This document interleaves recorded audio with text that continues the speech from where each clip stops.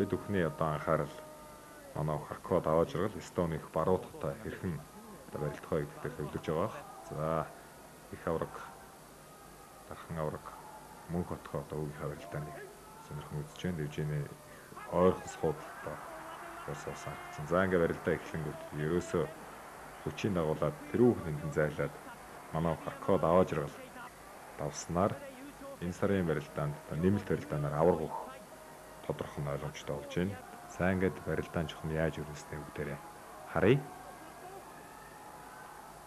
За барьцсан төрч барилдах тал дээр бол 100% магадaltaй. Энэ байдал бол тактикийн барилдаан бол Харкова даваа жаргалд ашигтай. За Миябаяамагийн хувьд бол цупари хэмнэлтэй. За гэхдээ барь зөвүүлэхгүй үуч нилээн одоо үдсэн.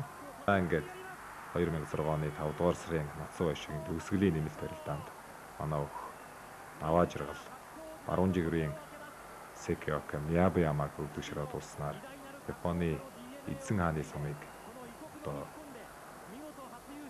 анх удаага бүртгэх боломжтой болж байна. Ингээд эзэн хааны сумыг Харкова даваа жаргал авч байна.